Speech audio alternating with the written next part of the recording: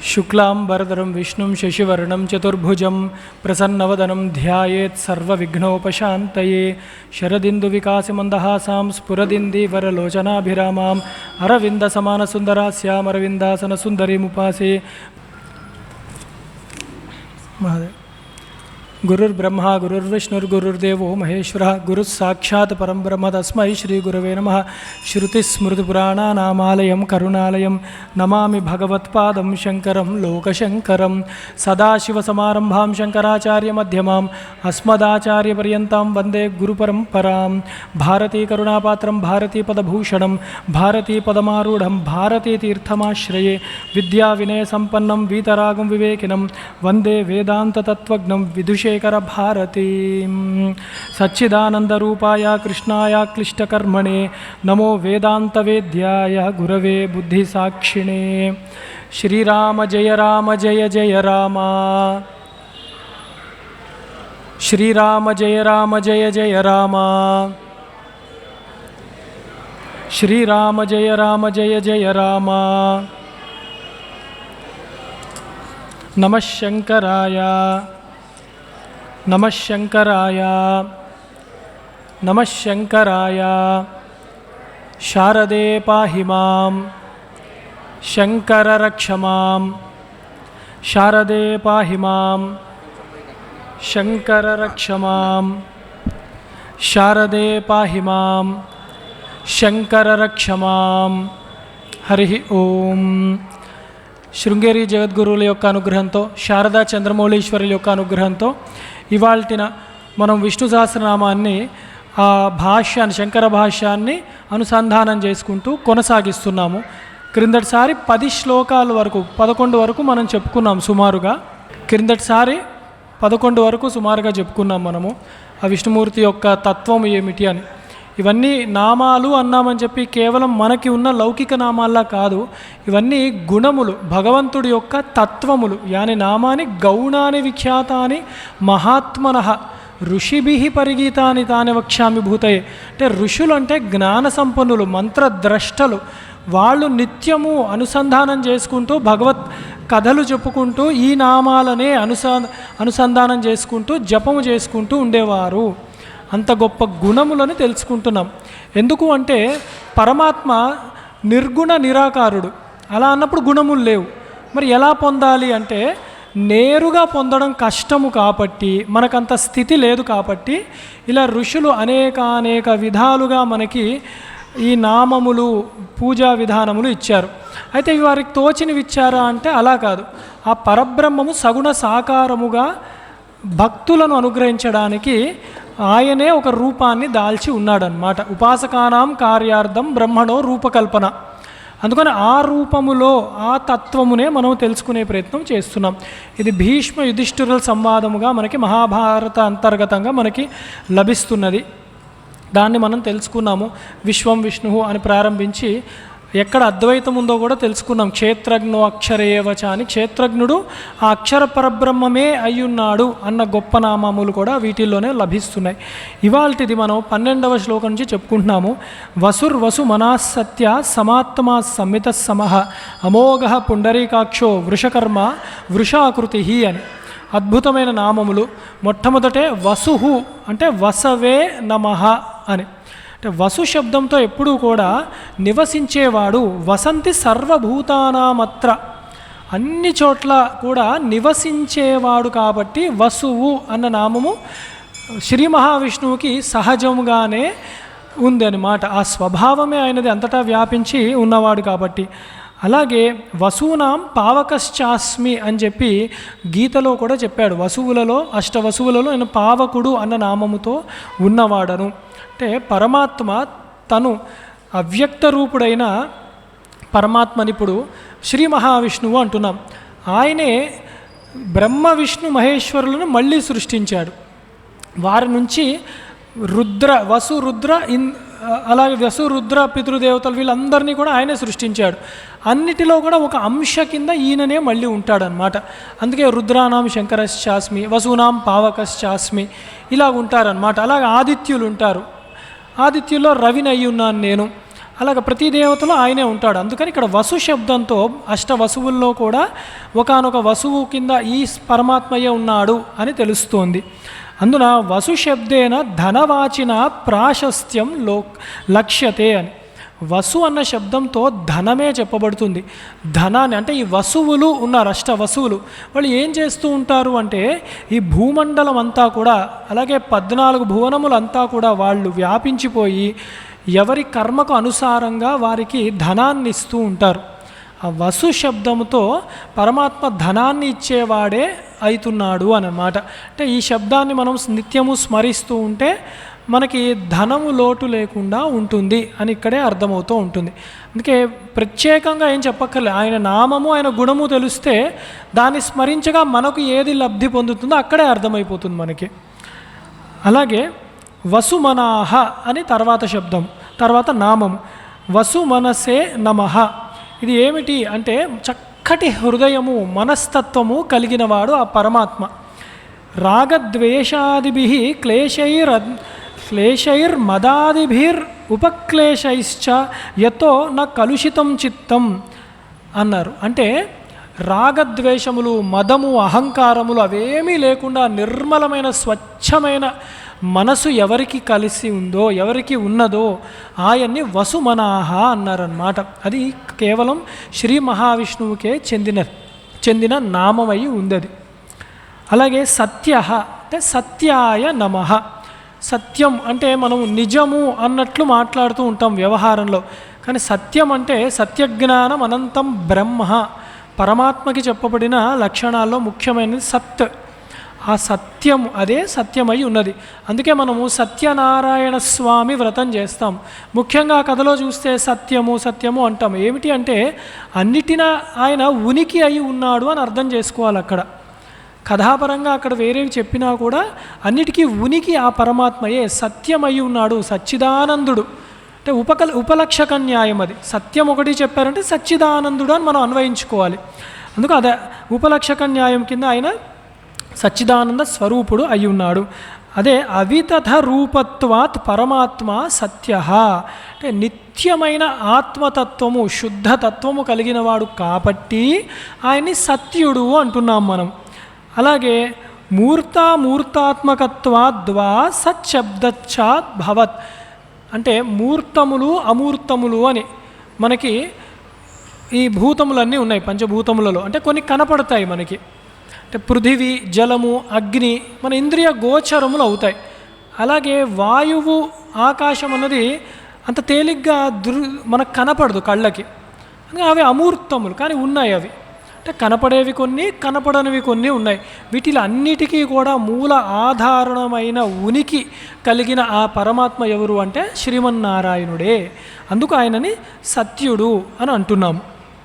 అలాగే ఇంకా గొప్పది వేద సమ్మతమైనది నామం ఇది. ఏమిటి అంటే సా ఇది ప్రాణః, తి ఇది అన్నం, యా ఇది దివాకరః, తేన ప్రాణాన్నాదిత్య రూపత్వాద్వా సత్య. ప్రాణము, అన్నము, అలాగే ఆదిత్యుడు, ఈ మూడు కలిపిన శబ్దమే సత్యుడు. అంటే సూర్యుడికి కూడా అన్వయించబడే నామం ఒకటి. మనకి అన్నం వల్లనే ప్రాణాలు నిలబడుతున్నాయి. ఈ అన్నం ఎక్కడి నుంచి వస్తుందంటే మనకి ఇచ్చేది ప్రత్యక్ష దైవమైన సూర్యనారాయణమూర్తి నుంచే లభిస్తోంది ఈ అన్నము కూడా. అంటే ఇక్కడ భోక్త, భుజించేది, భోజ్యము, దానిలో ఉన్న శక్తి, నిలబెట్టే శక్తి, ఆ మూడు కూడా పరమాత్మయే అయ్యున్నాడు అన్న గొప్ప నామం ఇది. సత్యము అన్న దానిలో తెలుస్తోంది మనకి. అలాగే సమాత్మ అన్న నామం ఏమిటంటే సమాత్మనే నమః. సమ ఆత్మ మనోయస్య రాగద్వేషాదిభిర్ అదూషితః స సమాత్మ. సమముగా ఉండే మనసు అంటే రాగద్వేషాలకి అతీతుడు ఆయన. ఆయనకి ఒకళ్ళు ఇష్టము, ఒకళ్ళు ఇష్టం లేదు, నన్ను పూజిస్తేనే నేను ఒప్పుకుంటాను అలా ఉండేవాడు కాదు పరమాత్మ. రాగద్వేషములు ఆయనకి లేవు. మరి ఎలాగ అనుగ్రహిస్తాడు అంటే మన కర్మలను, సత్కర్మలను చేస్తే సత్ఫలితములను ఇస్తాడు, దుష్కర్మలను చేస్తే దుష్ఫలితాలే ఇస్తూ ఉంటాడు పరమాత్మ. అందుకని ఆయన మనసు చాలా శుద్ధమైనది, ఏ రకాల వికారములు లేనిది కాబట్టి సమాత్మ అన్న నామము పరమాత్మకి చెప్పబడుతూ ఉన్నది. సర్వభూతేషు సమ ఏక ఆత్మవా సమ ఆత్మేతి విద్యతి. అన్ని భూతముల యందు, భూతములు అంటే ఇక్కడ మనుషులు, పక్షులు, చెట్లు, ఇక చేపలు, ఇంద్ర అంటే బ్రహ్మాది స్తంభ పర్యంతము అందరూ భూతములే. ఆయన పరమాత్మ మహద్భూతం, అది చూస్తాం తర్వాత ఎప్పుడైనా. అయితే ఆ అన్ని భూతముల యందు కూడా సమముగా ఆయన నివసించి ఉంటాడు కాబట్టి ఆయనని సమాత్మ అన్నారు. అయితే ఇక్కడ భాష్యకారులు ఏమన్నారంటే ఏక ఆత్మవా, ఒకే ఆత్మ అన్ని భూతముల్ని నిలబెడుతున్నది. అంటే ఇప్పుడు ఇన్ని పువ్వులున్నా దీనిలో ఒక దారమే నిలబెడుతోంది. అలా సూత్రకారుడై పరమాత్మ అందరినీ ఒక పరమాత్మే నిలబెడుతోంది. మనం అది గుర్తుపట్టలేక శరీర తాదాత్మ్యంతో జీవాత్మ అని వాడుతున్నాం వాడుకలో. కానీ పరమార్థం ఏమిటి అంటే ఉన్నది ఏకాత్మ, ఏకమేవాద్వితీయం బ్రహ్మ. అది సమాత్మ శబ్దంతో చక్కగా తెలుస్తుందన్నమాట, ఒక ఆత్మనే. తర్వాత అసమ్మితాయ నమః. సర్వైరప్యర్థజాతై పరిచ్ఛిన్నో మితః, సర్వైరపరిచ్ఛిన్నో అమితః ఇది అసమ్మితః. అంటే దేనితో అయినా తెలిసిపోతే దానికి మితము అంటారు, పరిమితము అంటాం కదా. అంటే పరిమితం ఏమిటి? 1 కేజీ బియ్యం ఇవ్వండి అంటే దానికి ఒక మితము తెలిసిపోతుంది, ఒక దేనైనా కొలవాలి అని. అలాగే ఒక మూర పువ్వులు అంటే కొలతకు అందుతోంది అది. కానీ పరమాత్మ అలా కొలతకు అందేవాడు కాదు, ఎందుకంటే అదృశ్యుడు ఆయన, అతీంద్రుడు ఆయన. అందుకని అసమ్మిత అంటే కొలతకు అందని అతీతమైన వాడు. సుమారుగా మేము ఇంత చూసామండి పరమాత్మ అంటే అది ఆయన గోచరించి మనకి దయతో ప్రత్యక్షమైన వాడు, కానీ యథార్థానికి ఆయన రూపాన్ని మన కొలతకు అందేది కాదు. అంటే కొలతకి అంటే ఏమిటి? యతో వాచో నివర్తంతే అప్రాప్య మనసా సహా. కొలతలు ఎలా చెప్తాము? అయితే ఇంద్రియాలతో చూసి కొలిచి చెప్తాము, లేదంటే మనసుతో ఒక ఊహ చేస్తామన్నమాట. అంటే అప్రమేయుడు అన్నప్పుడు మనం ఏ ప్రమాణాలకు అందడు అని ఎలా చెప్తామో ఇక్కడ కూడా ఏ కొలతకు అందని వాడు అసమ్మితుడు పరమాత్మ అని స్పష్టంగా చెప్తున్నారన్నమాట. అలాగే సమహ మళ్ళీ అంటే సమాయ నమః. సర్వకాలేషు వికారరహితత్వాత్ సమహ. అన్ని కాలములు యందు, ఎందుకంటే ఇక్కడ సత్యశబ్దం వచ్చింది. సత్యశబ్దం అంటేనే త్రికాలాతీతుడు పరమాత్మ, అన్ని కాలములో కారణుడుగా ఉండేవాడు. అట్లాంటి పరమాత్మ సముడు, ఏ కాలంలో కూడా వికారము లేదు. అంటే ఒక కాలంలో చాలా మనం మారుతున్నాం కదా, కలికాలం అండి అని. కలికాలం మనకి, పరమాత్మ కాలాతీతుడు కాబట్టి సమముగా ఆయన ఎప్పుడూ ఎలా ఉండాలో అలా ఉన్నాడు. అయితే మన సాధన వల్ల ఆయన పట్టుకునే సులభం అన్నది తగ్గిపోతోంది, అందుకని మనము పట్టుకోలేకపోతున్నాం తప్ప ఆయన ఎప్పుడు సమముగానే సర్వకాలములో కూడా ఏ వికారములు లేకుండా ఉన్నవాడే ఆ పరమాత్మ. ఆ కాలంలో నరసింహుడుగా వచ్చాడు, ఈ కాలంలో వచ్చే కల్కి అవతారం ఒకవేళ వస్తే ఆయన ఏమైనా నరసింహుడుగా తక్కువ అంటే అలాగ చెప్పడానికి వీలు లేదు. సముడు ఆయన, ఎప్పుడూ అంత శక్తిమంతుడే, అవతారము తీసుకున్నా తీసుకోకపోయినా. అలాగే సమ అన్నప్పుడు ఇంకా గొప్ప మాట చెప్పారు శంకరులు. ఏమన్నారంటే మా యా లక్ష్మ్య సహవర్తత ఇది వా సమహ. అంటే అమ్మవారితో కూడుకున్నవాడు. మా అంటే లక్ష్మీదేవి, స మ అంటే సాంబుడు అంటాం కదా, స అంబా సమేత సాంబుడు, అలాంటిదే ఇది కూడా అన్నమాట. స మ అంటే అమ్మవారితో కలిసి ఉన్నవాడు, అంటే లక్ష్మీ సమేతుడు శ్రీ మహావిష్ణువు అని సమహ అన్న నామంతో చెప్తున్నాం. అలాగే అమోఘ అన్న నామం చెప్తున్నాం. అమోఘ అంటే మనము చేసే పూజలు, వ్రతాలు, స్తోత్రములు ఇవన్నీ కూడా వ్యర్థము కాకుండా దాన్ని ఎప్పటికప్పుడు లెక్క పెట్టుకొని ఆ సత్ఫలితములు మన ఊహ కన్నా అందకుండా ఎంత త్వరగా ఇద్దామా అని చూసేవాడిని అమోఘుడు అంటారనమాట. అనే భాష్యంలో చెప్పారు, పూజిత స్తుత సంస్మృతో వా సర్వఫలం దదాతి న వృధా కరోతి. అసలు ఏది వ్యర్థం కాదు. అయ్యో ఇన్ని పూజలు చేస్తున్నాము ఇంకా ఇలా జరుగుతోందంటే అది ఏది వ్యర్థం కాదు. సత్ఫలితములు వచ్చినప్పుడు అంత గొప్పగాను అనుభవిస్తూ ఉంటామన్నమాట. కాబట్టి దాని యందు దృష్టి పెట్టట్లేరు జనాలు. ఏదైనా కష్టం వచ్చినప్పుడు వెంటనే తెలుసుకుంటున్నాం కష్టంగా ఉంది అని, సుఖపడుతున్నప్పుడు సుఖపడుతున్నామని ఎరుక ఉండట్లేదు అంతే. కష్టము లేకపోవడమే గొప్ప సుఖం అసలు చెప్పాలంటే. అంత గొప్ప స్థితి వస్తే చాలు. అందుకని అలా అది గుర్తుపెట్టుకుంటూ మనం ప్రవర్తించాలి. అలాగే సత్యకామ సంకల్పుడు పరమాత్మ అంటే ఆయన సంకల్పం దెబ్బతినదు, అంటే క్లారిటీ ఆయన గొప్పగా ఉంటుంది. తెలియక మనం ఏదైనా కోరుకుంటాము, ఇది కావాలి అది కావాలి అని.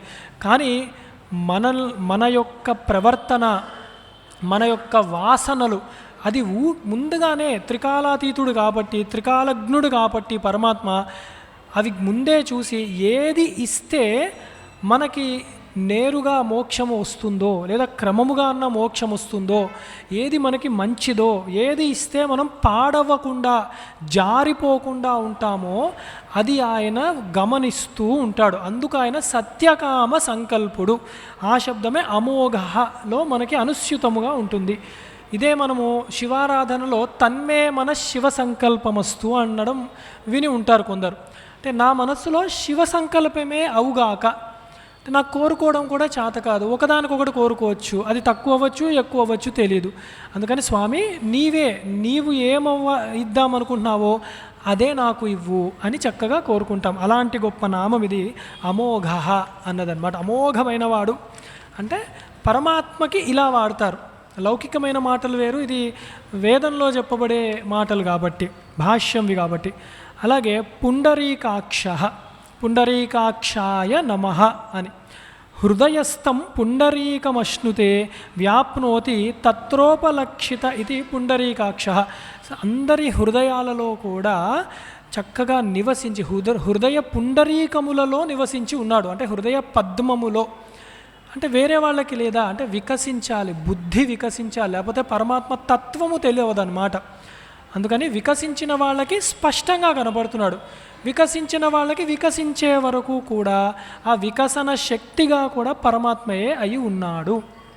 అందుకని ఆ పరమాత్మని ఎందుకు మరి కోరుకుంటున్నాము, ఎందుకు నమస్కారం చేస్తున్నాము అంటే ఆ పరమాత్మ యొక్క అనుగ్రహం వల్ల మాత్రమే ఆ హృదయ పుండరీకము విచ్చుకొని ఆ పరమాత్మ తత్వము చక్కగా అవగతం అవుతుంది.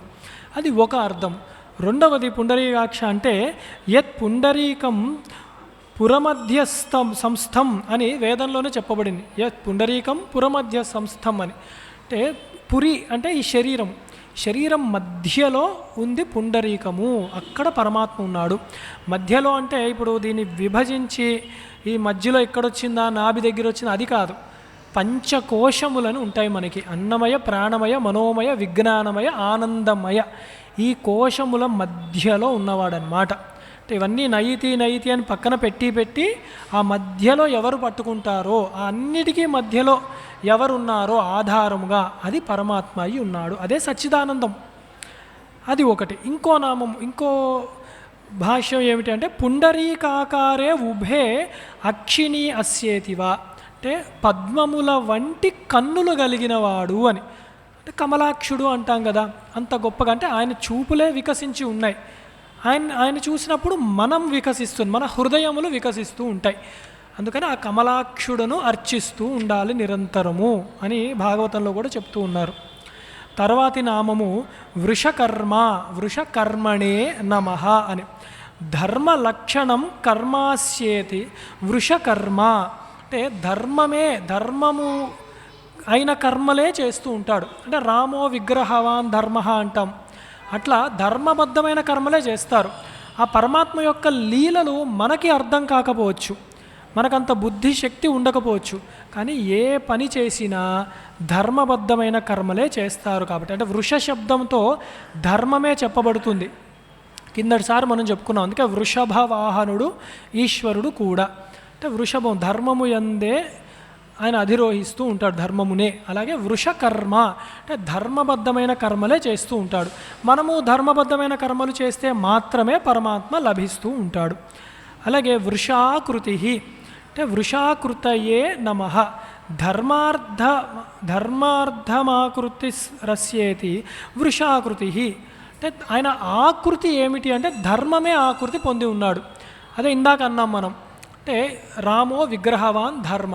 అంటే ధర్మము ఎలా ఉంటుందంటే రాముడు ఆ పూత పోసిన ధర్మము రాముడి యొక్క రూపంలా ఉన్నది, ఆ శ్రీరామచంద్రమూర్తి యొక్క రూపంలాగా.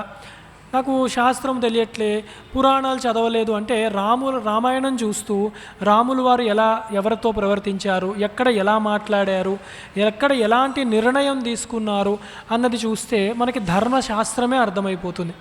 అలాంటి వాడే వృషాకృతి, ఆ ఆకృతే ఆకృతి అన్నమాట, ధర్మ రూపము. అలాగే ధర్మ సంస్థాపనార్థాయ సంభవామి యుగే యుగే అన్నాడు. ఆయన ఎందుకు రూపం దాల్చాడు? కేవలం ధర్మాన్ని నిలబెట్టడానికి, అంతేగాని వ్యక్తిగతంగా ఆయనకేమీ లేవు. రాగద్వేషాలకు అతీతుడని ముందే చదువుకున్నాం. కానీ ఆయనకేమీ లేదు. ధర్మాన్ని పాటిస్తే ఆయన ధర్మాన్ని పాటించే వాళ్ళ దగ్గర ఏదో ఒక రూపంలో ఉంటాడు. బుద్ధి రూపంలో అయినా, శాంతి రూపంలో అయినా వారి మనస్సు ఎందే ద్యోతకమయ్యి అందరూ కష్టపడుతున్నా వాళ్ళు మటుకు బాగానే ఉంటారు, జ్ఞానులు. అందుకని వృషాకృతి. అలాగే రుద్రః, ఇదో గొప్ప నామం. తర్వాత నామాలు గుంపులోకి వస్తున్నాం మనం. రుద్రో బహుశిరా బభ్రు విశ్వయోని శుచిశ్రవాహ అమృత శాశ్వత స్థాణు వరారోహో మహాతపాహ. ఈ నామాల గుత్తిలో పరమేశ్వరుడికి సంబంధించి, అంటే ఈశ్వరుడికి సంబంధించిన నామాలు బాగా కనపడతాయి. మొన్ననే శివరాత్రి కూడా అయ్యింది కాబట్టి రుద్రుడి యొక్క వైభవాన్ని అందరూ చాలా విశేషంగా ఆలకించి ఉండాలి.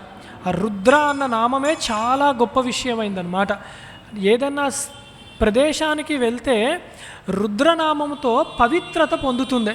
ఆ నామాన్ని రుద్రాయ నమః అని ఒక 11 సార్లు అనుకుంటే ఆ ప్రదేశానికి సహజముగానే పవిత్రత చేకూరుతుంది అని సంహితల్లో చెప్తారనమాట. అంత గొప్ప నామము రుద్ర అన్న శబ్దము. అయితే రుద్ర అన్నదానికి సంహారకాలే ప్రజా సంహరన్ రోదయతీతి రుద్ర. సంహార కాలంలో చెప్పాం కదా ఇప్పుడే. ఈ శ్రీ మహావిష్ణువు ఎవరు అసలు అంటే త్రిమూర్తి ఆత్మకుడు, త్రిమూర్తి అతీతుడు కూడా. అందుకని ఇలాంటి నామాలు కూడా చెప్పబడి ఉన్నాయన్నమాట. అందుకని సంహార కాలములో అందరినీ బాధ పెట్టేవాడు అయినవాడు రుద్రుడు అని ఒక అర్థము. ఎందుకంటే అదేమి తేలిగ్గా ఉండదు. మరి సంహారం అన్నదే దేహాత్మభ్రాంతి ఉన్నవాడికి లయం అన్నది జరుగుతుంది. జ్ఞానం ఉన్నవాడికి సంహారం లేదు, సృష్టి లేదు కాబట్టి. నా జాయతే నా మ్రియతేపివ. అందుకని వారికి ఆ కష్టముగానే ప్రాణాలు లాగుతాడు పరమాత్మ. అందుకనే రుద్రుడు సంహార కాలంలో ప్రళయకారుడుగా కనపడుతూ ఉంటాడు. అది ఒక అర్థం. ఇంకో అర్థం ఏమిటి అంటే రుదం రాతి దదాతీతివా అన్నారు అని. దుఃఖం దుఃఖ కారణం వా ద్రావయతీతివా రుద్ర. అసలు ఇది కాదయ్యా, ఈ శరీరం ఉండి మనం ఏం చేస్తున్నాం? సుఖాలేం పడట్లేం, దుఃఖాలే అనుభవిస్తున్నాం. ఏదో ఒకటి ఆధ్యాత్మిక, ఆది దైవిక, ఆది భౌతిక దుఃఖాలే అనుభవిస్తున్నాం. అందుకని ఈ శరీరంలోంచి యోగముతో మనం బయటికి ఎలా రావాలో తెలియట్లేదు. అందుకని దాన్ని విడిపిస్తాడు, ఆ దుఃఖాన్ని విడిపిస్తాడు. కాబట్టి ఆయన్ని రుద్ర అన్నారు. దుఃఖాన్ని నిర్మూలించేవాణ్ణి రుద్ర అంటున్నారు. అది ఒక అర్థం. రోదనాద్ ద్రావణాద్వాపి రుద్ర ఇత్యుచ్యతే. సర్వ బాధలను కూడా తొలగించేవాడు కాబట్టి పరమాత్మని రుద్ర అని పిలుస్తున్నారు. అలాగే రుర్దుఃఖం దుఃఖహేతుం వా విద్రావయతి ప్రభువు రుద్ర ఇత్యుచ్యతే. దుఃఖాన్నే కాదు, దుఃఖాన్ని తలపెట్టే వాళ్ళని కూడా దుఃఖపరిచేవాడు కాబట్టి ఆయన్ని రుద్రుడు అంటున్నారు. అంటే శత్రు సంహారకుడుగా రుద్రుడు ఎప్పుడు కనపడుతూ ఉంటాడు మనకి. అది రుద్రం కొంచెం పరిచయం ఉన్న వాళ్ళు చూస్తే సుమారుగా అలాగే కనపడుతుంది. అన్ని విధాలుగా రుద్రులు ఉంటారు. ఎలా ఉంటారంటే పైనే చెప్పారు. ఆ రుద్రులు అన్నాం, ఒకడు కాదు రుద్రుడు. బ్రహ్మాండం వ్యాప్తదేహ భసిత హిమరుచ భాసమానా భుజంగై అని బ్రహ్మాండం అంతటా వ్యాపించిపోయి ఉన్నారు. చూసారు విష్ణుతత్వం అక్కడ రుద్రుల్లో కూడా. ఎలా ఉన్నారంటే ప్రతి రుద్రుడు కూడా చక్కటి భస్మధారణ చేసుకుంటూ నీలకంఠులయ్యి సర్పభూషణులయ్యి ఎవరికి వాళ్ళు ఆ శక్తితో కూడుకొని ఉండి ఎవరికి వాళ్ళు ప్రతి రుద్రుడు కూడా బాణాలు ఎక్కుపట్టి అలా కాపాడుతూ ఉన్నారు జనాలని, సర్వ జగత్తుని, జనాల్ని కూడా సర్వ జగత్తుని. అంత గొప్ప రుద్రులు, వారిని మనం నమస్కారం చేసుకుంటూ ఉంటాం అన్నమాట. శ్రీ రుద్ర నమకము లేదా శ్రీ రుద్ర నమక స్తోత్ర రూపంలో కూడా వాళ్ళనే చెప్పబడుతూ ఉన్నారన్నమాట. అంత గొప్ప మూర్తి రుద్రుడు అంటే సర్వులను కాపాడేవాడు. అందుకే ఎంత తప్పు చేసిన వాడైనా కూడా ఆ రుద్ర రుద్ర అన్న నామము తలుచుకోగా ఆ పాపముల నుంచి తీసేస్తాడు. బాణము పట్టుకున్నాడు అన్నప్పుడే అవి కర్మ బాణములు, రెడీగా ఉన్నాడనమాట పరమాత్మ. అవి మంచి కర్మలని ఫలితాలుగా బాణము వేయాలా, చెడు కర్మల యొక్క ప్రభావాన్ని బాణములుగా వేయాలా అన్నది మన ప్రవర్తన బట్టి ఉంటుంది. లేకపోతే అప్పటి వరకు శివాలయానికి వెళ్ళని వాడు కూడా ఖచ్చితంగా బుద్ధి పుడుతుంది, అయ్యో శివుడికి దండం పెట్టుకోవాలి, లేకపోతే చేసిన పాపాలు తొలగవు. ఎందుకంటే రుద్రుడు రోధిస్తాడు కూడా, దండన వేసేది ఆయనే. అందుకు చాలా జాగ్రత్తగా ఉండాలి. అలాంటి వాడు ఎవరు అంటే శ్రీ మహావిష్ణువే. ఆ రూపంలో ఉన్నది కూడా శ్రీ మహావిష్ణువే. అలాగే రుద్రాణం శంకరశ్చాస్మి అని ఆయనే చెప్పాడు కదా. మనకు అంతమంది ఏకాదశ రుద్రులలో శంకరుడు అన్న నామముతో ఉన్నది నేనే అయ్యున్నాను అని గీతలో పరమాత్మయే చెప్పుకున్నాడు. అందుకని ఆ నామముతో ఈ శ్రీ మహావిష్ణువుని తెలుసుకుంటాం. అన్నిటికీ ప్రభువు, అంతటా వ్యాపకుడు, బాధించేది సంహార కాలంలో బాధించేది ఆయనే, మన దుఃఖాలని తీసేసేది ఆయనే. అలాగే దుఃఖహేతువైన శత్రువులను, రోగములను కూడా నశింపచేసేది ఆ రుద్ర శబ్దంతో పిలువబడిన ఆ శ్రీ మహావిష్ణువే అని ఇక్కడ మనకి రా అన్నారు. అంటే బహుశిరాహ, బహుశిరసే నమః. అంటే బహుశిరస అంటే తెలుస్తుంది మనకి, అనేకమైన శిరస్సులు కలవాడు. అక్కడే సహస్రశీర్ష పురుష అని తెలుస్తుంది. ఇందాకే చెప్పుకున్నాం, రుద్ర అన్న పేరు ఒకటి చెప్పినా ఆయన బ్రహ్మాండ వ్యాప్త దేహాహ బహి అన్నాం. అంటే అనేక దేహములతో బ్రహ్మాండం అంతా వ్యాపించిపోయి ఉన్నాడు ఆయన. అంటే అనేకమైన శిరస్సులతో ఉన్నాడు. అంటే ప్రతి వాళ్ళని గమనిస్తూ, ప్రతి కర్మని గమనిస్తూ ఉండేవాడు ఆ పరమాత్మయే అయి ఉన్నాడు అని. అనేక శిరస్సులతో ఉన్నాడు, సహస్ర శీర్ష పురుష అని చెప్పిన ఆ పరమాత్మయే ఈ శ్రీ మహావిష్ణువు. అలాగే బభ్రుహు, బభ్రవే నమః.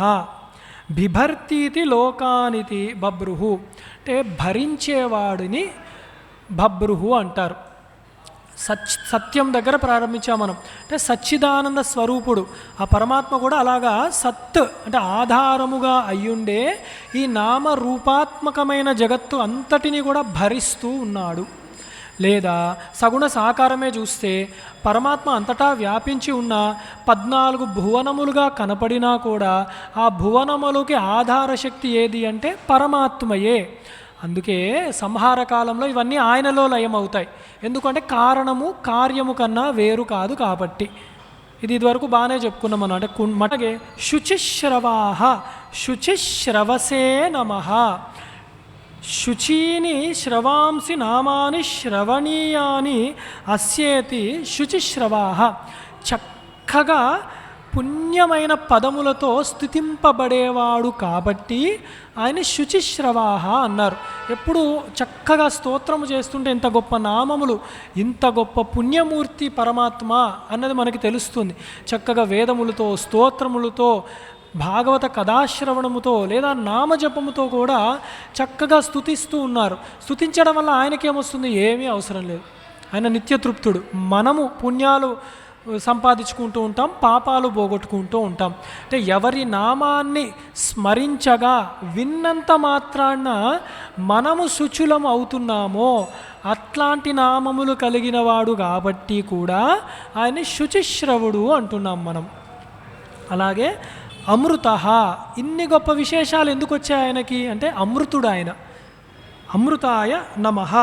నా విద్యతే మృతం మరణమస్యేతి అమృత. అసలు మరణం అంటే కూడా ఆయనకి తెలియదు. ఆయన ఏదైనా పుడితే మరణం అన్నది ఉంటుంది. ఆయన అసలు ఎప్పుడూ పుట్టినవాడు కాదు, ఎప్పుడూ ఉన్నవాడే పరమాత్మ. కాబట్టి ఆ పరమాత్మ అమృతుడు. అందుకే ఆయన పదాన్నే మనము చేరుకునే ప్రయత్నం ఎప్పుడూ చేస్తున్నాం. ఎందుకంటే అది శాశ్వతమైన పదము. తర్వాత అందుకే అదే వస్తుంది, శాశ్వత స్థాణు. అమృత పదాన్ని పొందడమే శాశ్వత స్థాణు. అక్కడికి వెళ్ళామంటే నస పునరావర్తతే, మళ్ళీ తిరిగి వచ్చేది కాదది. అక్కడికి వెళ్తే ఏదైనా మామూలు లోకాలకి పుణ్య విశేషంగా వెళ్తే మళ్ళీ తిరిగి వచ్చేస్తారు. క్షీణే పుణ్యం మర్త్యలోకం విశంతి అని చెప్పి. కానీ పరమాత్మ లోకానికే వెళ్తే మరి పరమాత్మ లోకమా? ఒక లోకంలో ఉన్నాడా? ఓ ప్రదేశంలో ఉన్నాడా? అంటే అప్పుడు దేశ పరిమితి ఉన్నట్టు ఆయనకి. అంటే ఇక్కడ లేడు పరమాత్మ. అలా అంటే మనము విశ్వయోనిహి అని ఎలా చెప్తాము? అసలు విష్ణు సహస్రనామము ప్రారంభమే విశ్వం విష్ణు అని ఎలా ప్రారంభమిస్తాము? అంటే పరమాత్మ లోకము ఏమిటి అంటే హృత్పుండరీకము. ఆ లోపల దాక్కొని ఉన్నా, లేదా దాక్కొని అంటే ఆయన దాక్కోలేదు, మనం కప్పపెట్టేసాం అంతే, మన కర్మలు, మన ఆలోచనలు, మన బుద్ధి విశేషాలతో. అక్కడ అవగతమవుతే అదే జీవన్ముక్తి అవస్థ. ఎప్పుడైతే జీవన్ముక్తుడు అవుతాడో మళ్ళీ వాడు తిరిగి రాడు. అది అక్కడ చెప్పబడేది. మళ్ళీ ఏదో లోకముందు అక్కడికి వెళ్ళాలి అనుకుంటే అది కొంచెం భ్రమ.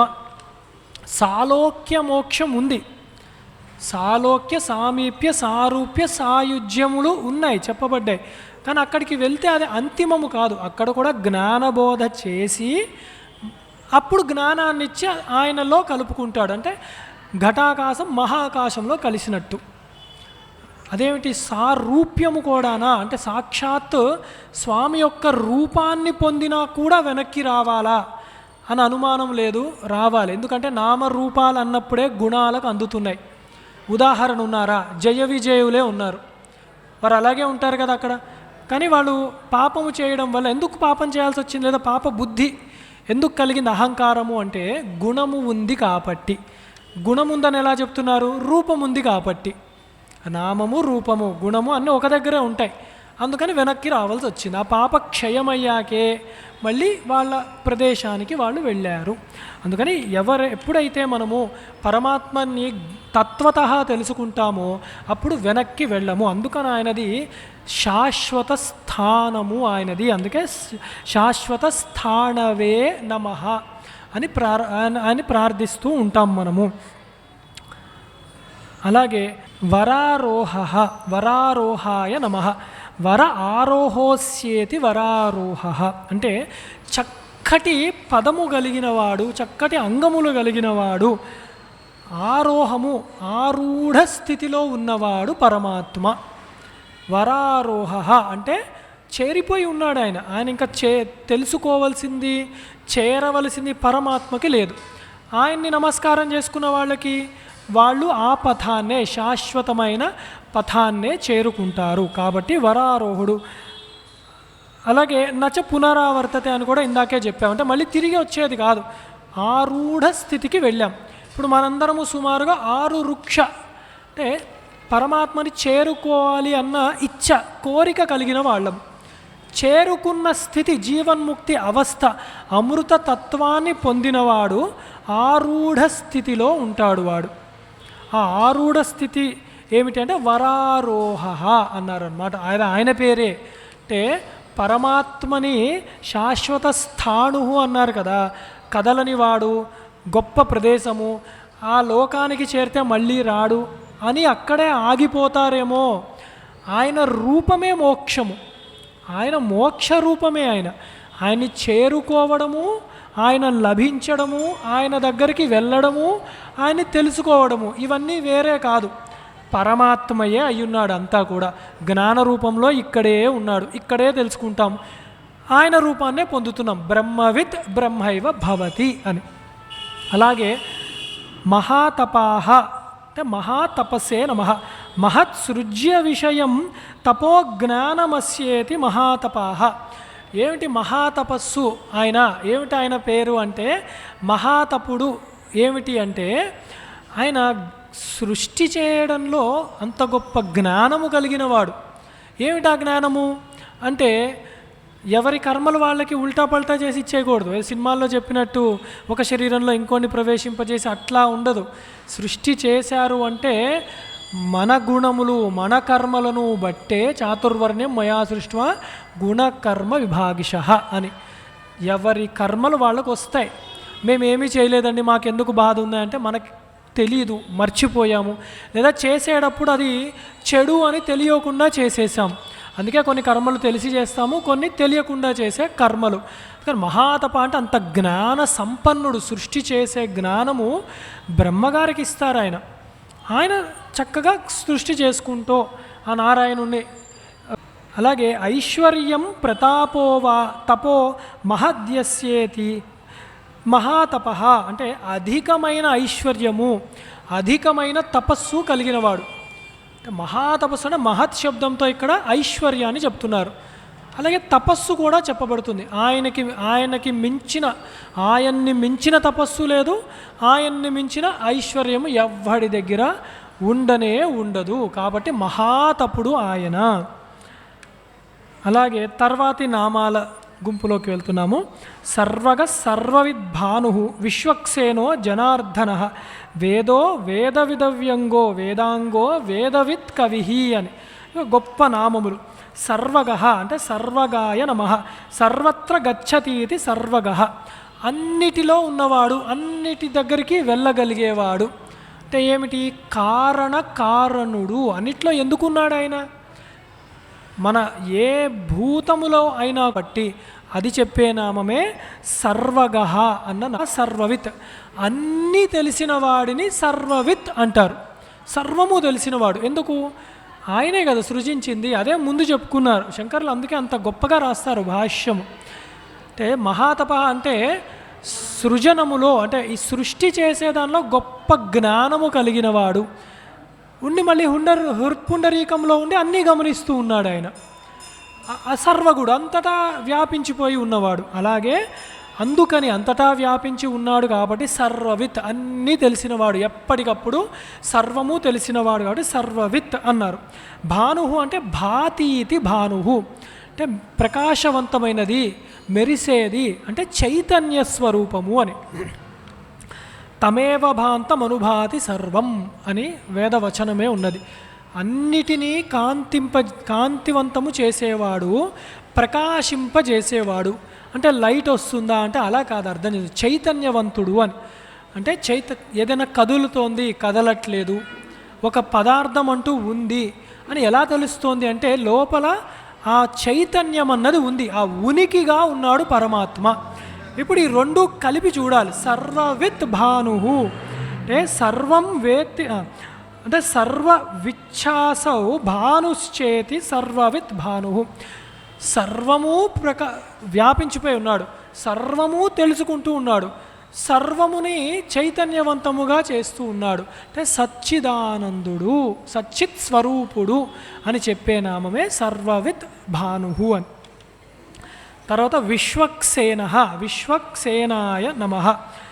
విశ్వగచ్చతి పలాయతే దైత్యసేన యస్య రణోద్యోగమాత్రేణేతి విశ్వక్సేన అని ఎంత గొప్పగా చెప్పండి. విశ్వక్సేనుడు అంటే విశ్వక్సేనుడు అంటే సేనుడు, సేనాపతి.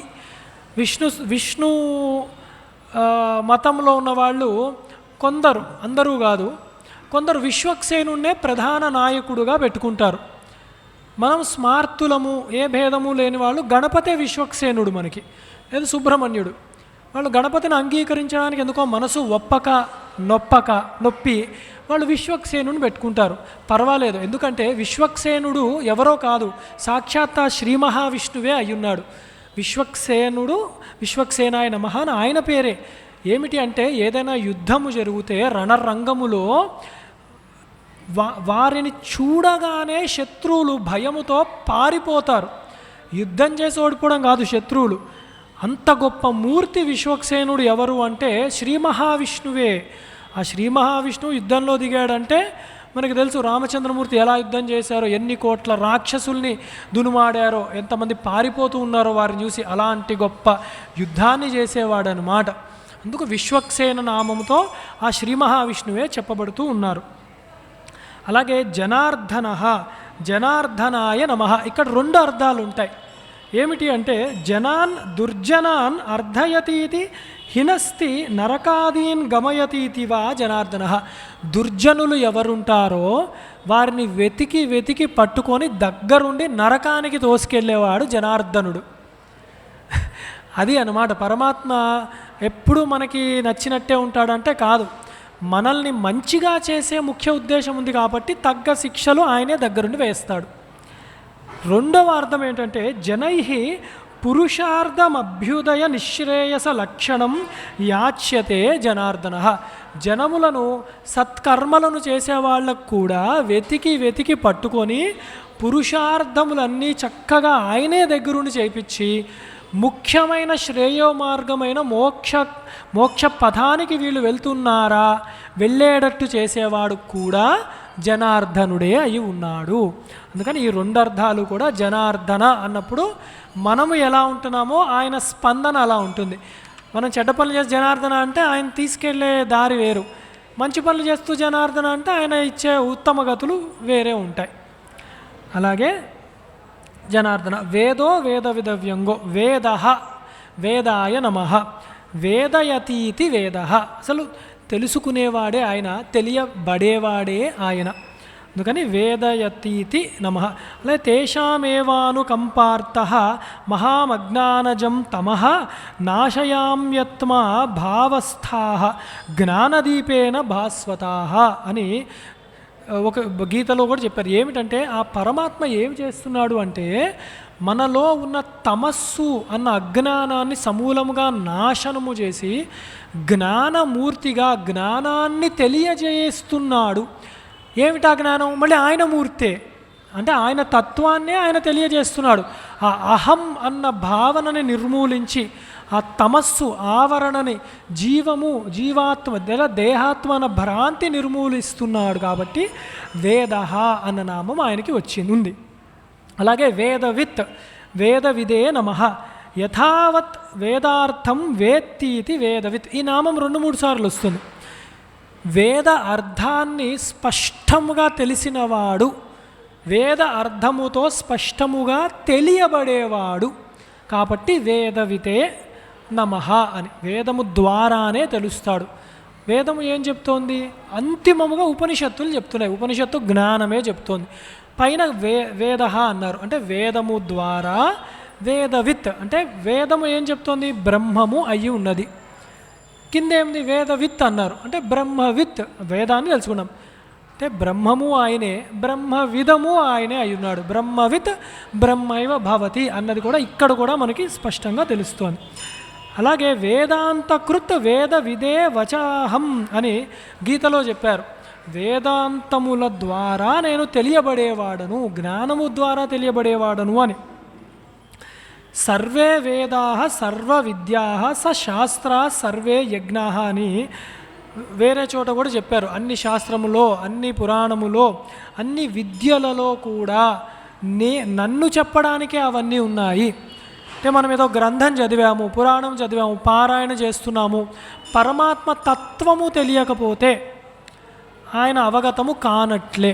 ఏదో చదివేశామండి పుణ్యం వస్తుంది అంతవరకే. పుణ్యాన్ని అనుభవిస్తాం వేరే లోకాల్లోనో, ఇహ కానీ అముత్ర వేరే చోట కానీ పరమాత్మ తత్వాన్ని తెలుసుకుంటేనే వాడి జ్ఞానము వస్తుంది. అలాగే అవ్యంగాయ నమః జ్ఞానాదిభిః పరిపూర్ణో అవికలః ఉచ్యతే.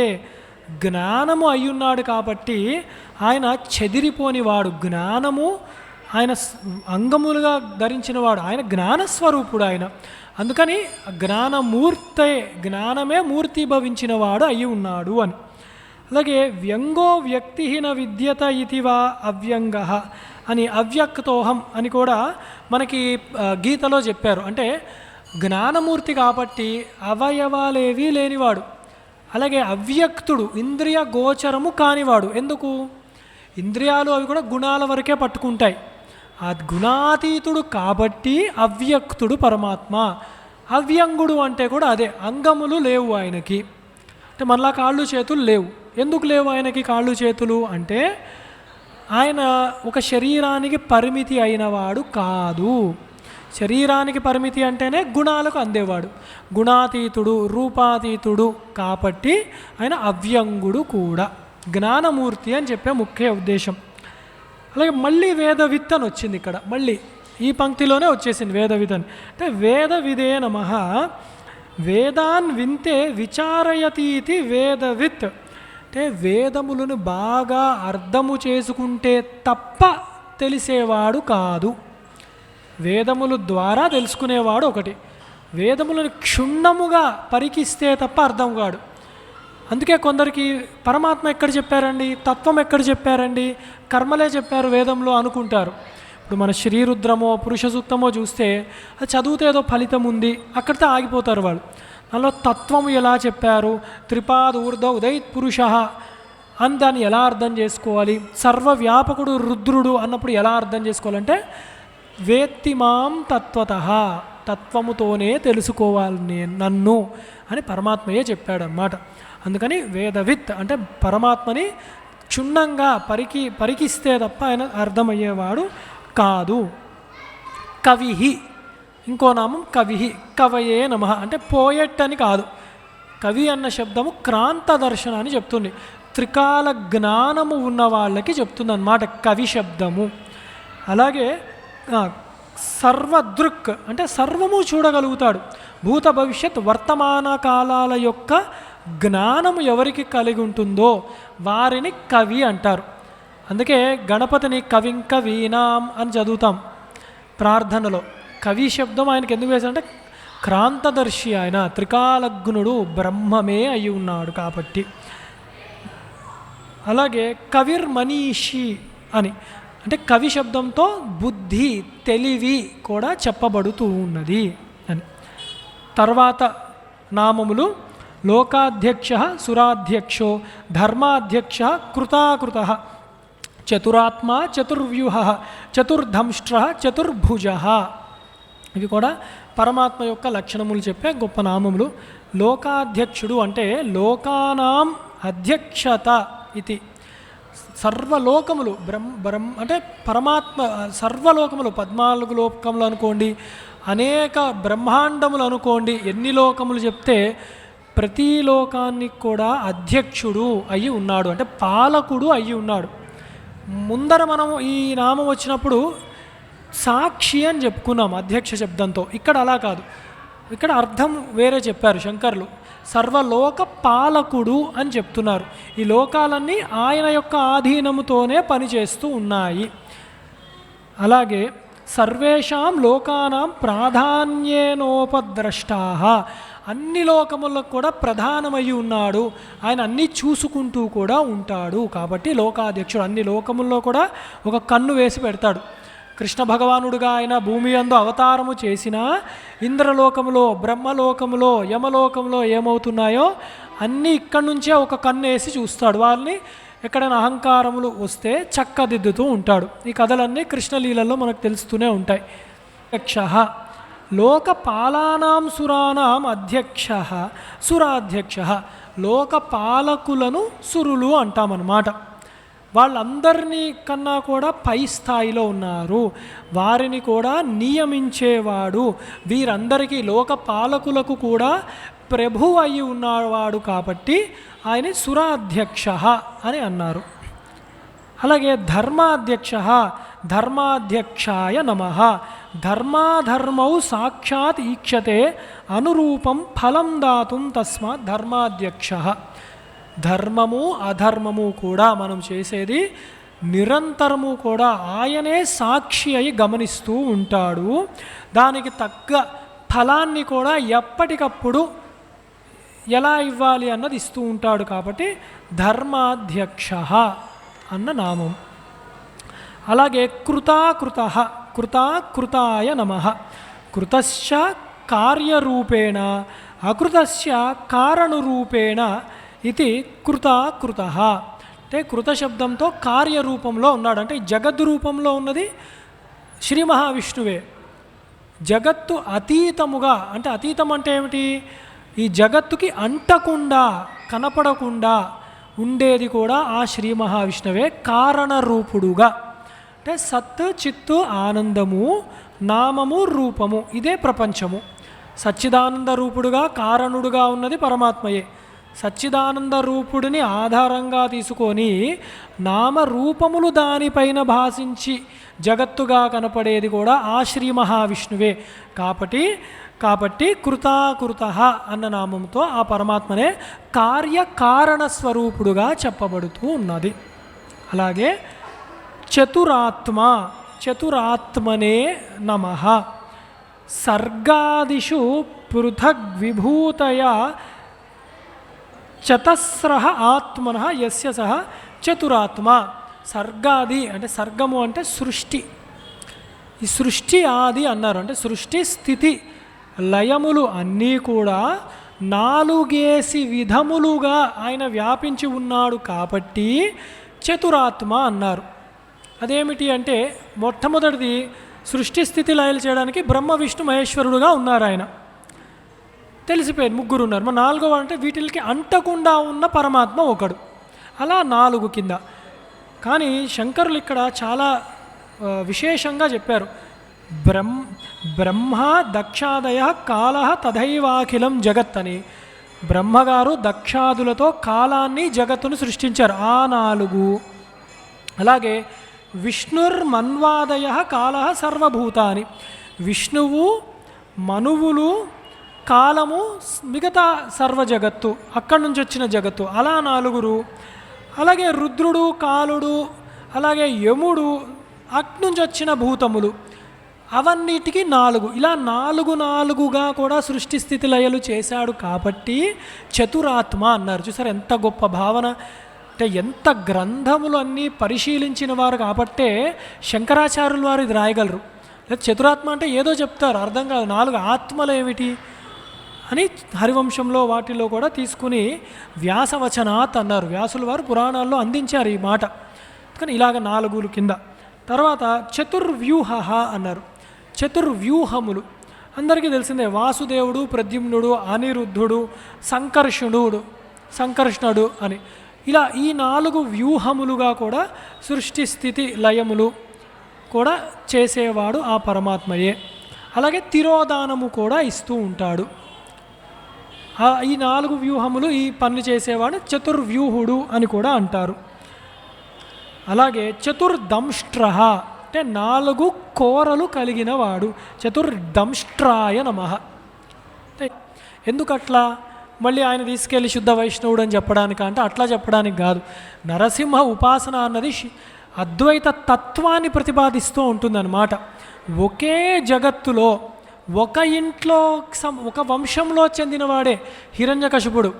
ఆ హిరణ్యకశిపుడికి పుట్టినవాడే ప్రహ్లాదుడు. హిరణ్యకశిపుడు ఈ జగత్తే చూస్తున్నాడు. హిరణ్యకశిపుడు అంటాడు నారాయణుడు కనపడట్లేడు, అసలు లేడు అంటున్నాడు, నాస్తిక వాదన. అదే వంశంలో వాడికి పుట్టినవాడే జ్ఞాని ప్రహ్లాదుడు. నాకు నారాయణుడు తప్ప ఏది కనపడట్లేదు అంటున్నాడు. ఇందుగలడు అందులేదని సందేహము వలదు, చక్రి సర్వోపగతుండని ఆయన చెప్తున్నాడు. అంటే జ్ఞానికి ఈ దృశ్య ప్రపంచంలో కూడా పరమాత్మయే భాసిస్తున్నాడు. అజ్ఞానికి ఇది దృశ్య ప్రపంచము జడము, దానికి నేను యజమానిని, భోక్తను, నేను అనుభవిస్తున్నాను, నేను రాజును అన్న డాంబికాలతో ఆధిపత్యంతో కొట్టుకుంటూ ఉన్నాడు. అది ఈ రెండిటిని తేలుద్దామని వచ్చిన వాడే నరసింహమూర్తి.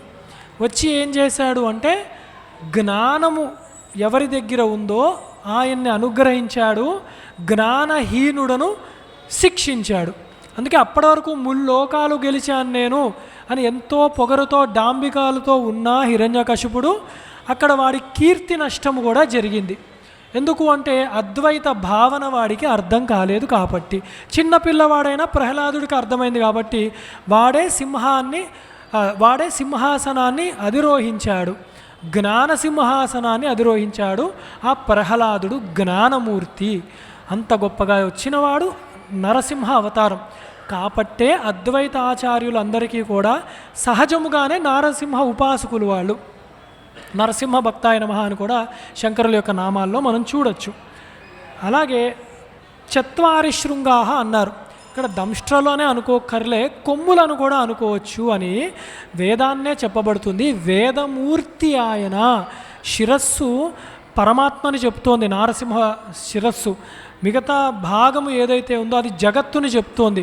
జగత్తును పరమాత్మ కలిసిపోయే ఉన్నారు, మనం చూడలేకపోతున్నాం. అందుకని అంత గొప్ప మూర్తి కాబట్టి అక్కడ వేదంలో చెప్పబడిన పరమాత్మయే చెప్తున్నారు అని కూడా అర్థం చేసుకోవాలి అని కూడా చెప్తున్నారు. అలాగే చతుర్భుజ అంటే 4 భుజములు కలిగిన వాడు.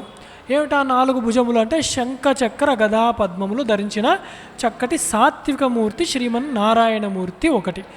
మనకు సాధారణంగా 2 చేతులే ఉంటాయి. పశువులకి 4 కాళ్ళు ఉంటాయి, 4 చేతులే ఉండవు వాటికి. అంటే ఉన్న చేతులు కూడా కాళ్ళల్లాగే పనికొస్తున్నాయి. కానీ పరమాత్మకి 4 భుజములు, అంటే మనకన్నా చాలా గొప్ప శక్తిమంతుడై ఉన్నాడు, మనకన్నా గొప్ప కార్యములు చేసేవాడు పరమాత్మ అన్న తెలుస్తోంది. రెండవది 4 చేతులని చెప్పడంతోనే 4 పురుషార్థములు తలో చేత్తో ఇవ్వగలడు. అంటే ధర్మ అర్థ కామ మోక్షములు ఇచ్చేస్తున్నాడు పరమాత్మ. అది చాలా గొప్పగా ఉంది. 4 చేతులతో సృష్టి స్థితి లయ తిరోధానములు చేస్తున్నాడు ఆయన.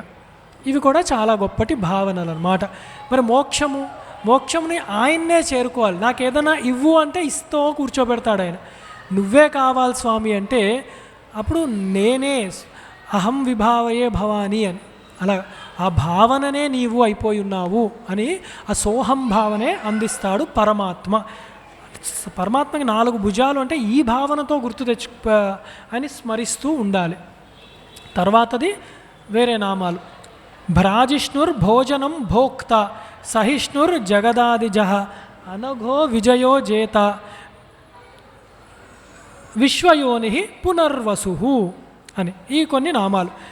వీటిల్లో కూడా భ్రాజిష్ణు అంటే భ్రాజిష్ణవే నమః అని, అంటే ప్రకాశైకరసత్వాత్ భ్రాజిష్ణు అని, అంటే చక్కటి ప్రకాశ భాశబ్దంతో ఎప్పుడు భాసన ప్రకాశము చెప్పబడుతుంది అన్నమాట. భ్రాజిష్ణువు అంటే చక్కగా ప్రకాశవంతముగా ఉంది, రసవత్తరముగా అంటే అందముగా ఆహ్లాదకరంగా కూడా ఉన్నది.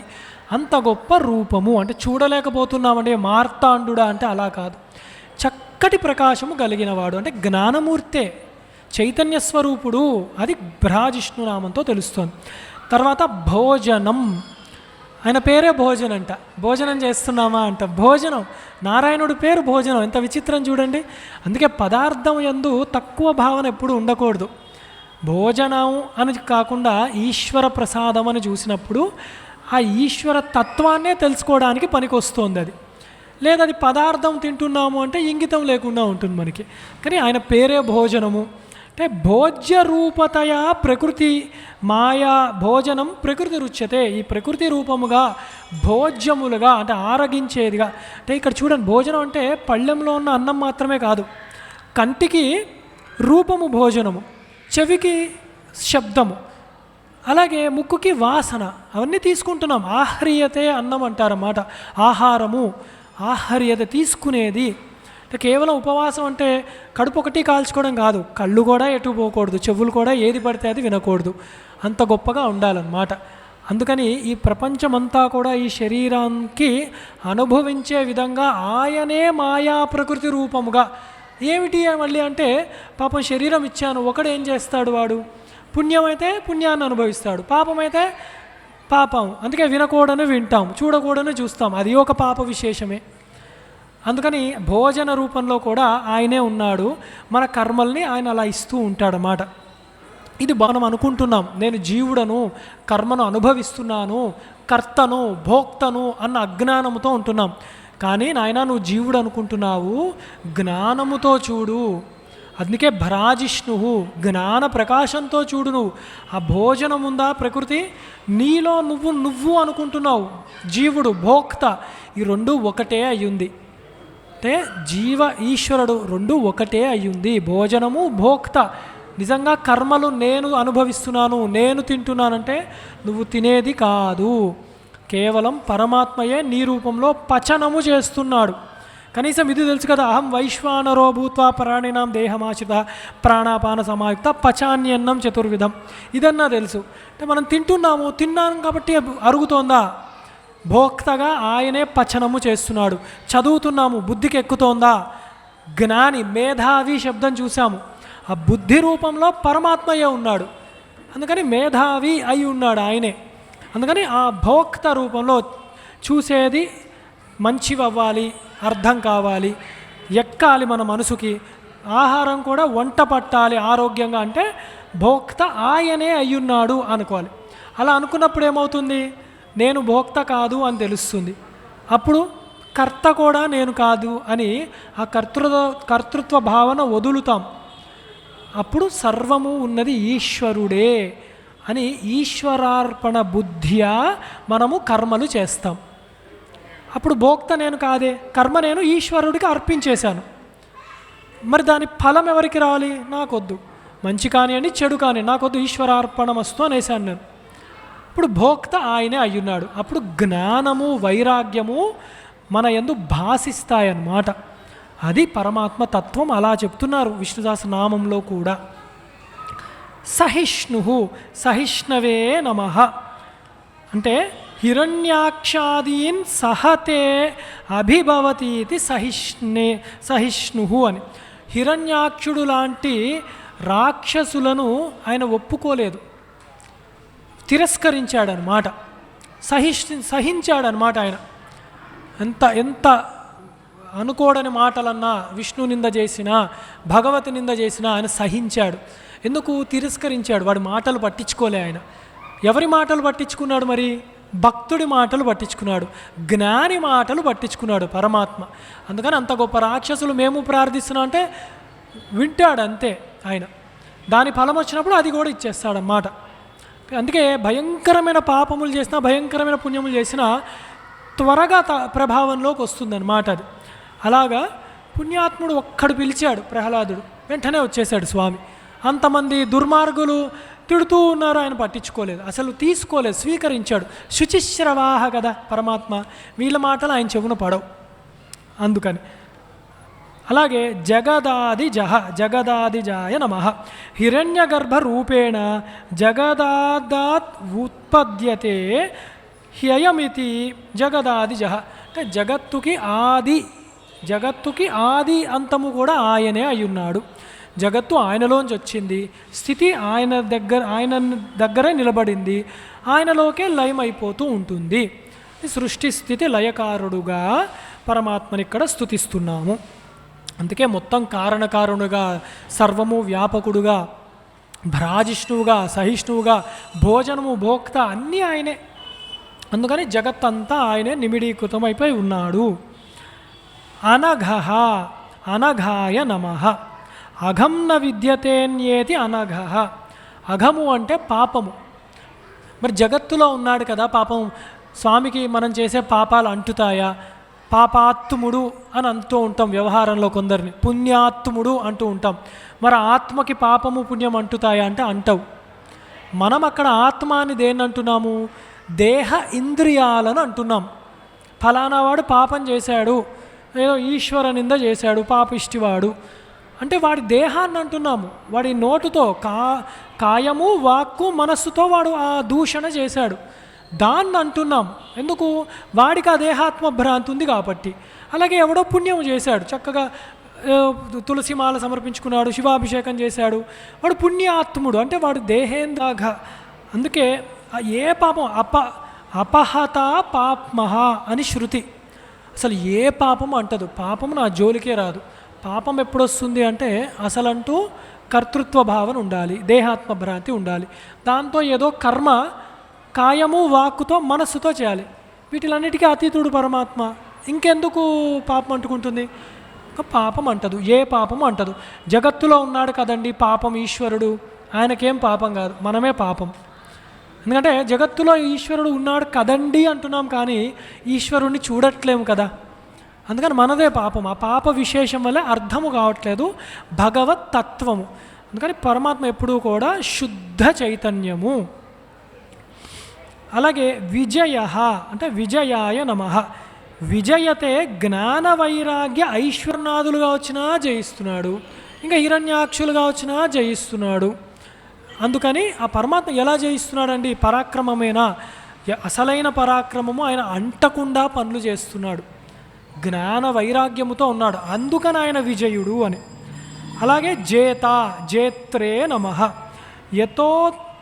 యతోతిశయేతి సర్వభూతాని సర్వభావతో అతో జేత. అన్ని భూతములలో కూడా వ్యాపించి ఉన్నాడు కాబట్టి అది ఎలా ఉన్నాడు? ఎవరైనా వచ్చి పెట్టారా జ్ఞానమూర్తిగా ఆయన్ని? సచ్చిదాన్ని కాదు, స్వభావము ఆయనది. ఈశ్వరుడి యొక్క స్వభావమే జ్ఞానము కాబట్టి జేత ఆయన. అలాగే విశ్వయోని మళ్ళీ వచ్చింది విశ్వయోని అని.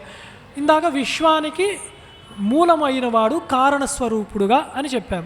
ఇక్కడ ఏం చెప్తున్నా అంటే విశ్వం యోనిరస్యేతి విశ్వశ్చాసౌ యోనిశ్చేతివా విశ్వయోని అంటే ఒకటి ఇందాక చెప్పింది విశ్వానికి యోని అయి ఉన్నాడు, అంటే బీజము అయి ఉన్నాడు, కారణమై ఉన్నాడు.